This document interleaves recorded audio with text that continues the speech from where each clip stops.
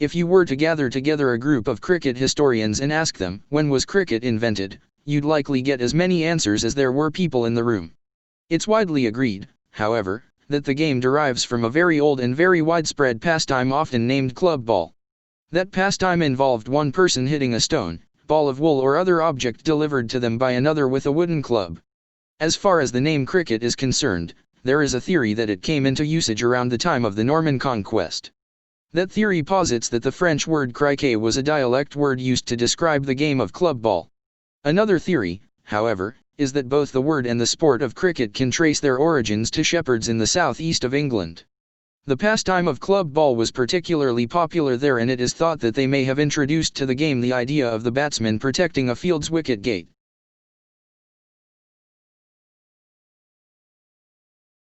The first official record of a great match involving 11 players per side can be found in 1697. The match in question took place in Sussex and was played for what was then a very large sum of 50 guineas.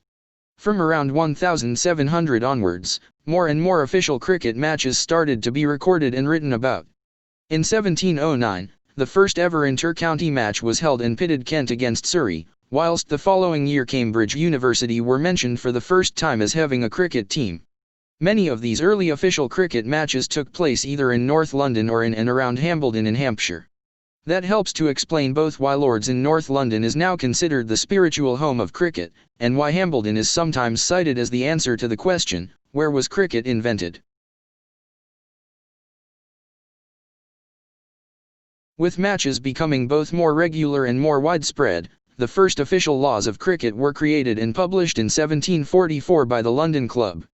The document included the first official recording of a rule that a cricket pitch must be 22 yards in length. Over the ensuing decades, a number of other recognizable laws were established. In 1771, the width of a cricket bat was limited to 4 1/4 inches, and in 1774 the LBW law was first introduced.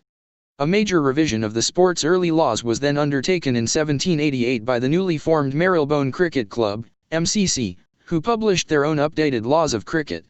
It was during the latter part of the 18th century, too, that a number of other developments in the game of cricket began to move it more toward the sport as it is today. Overarm bowling, for instance, became more the norm, and straight bats, rather than bats resembling shepherd's crooks, were widely adopted.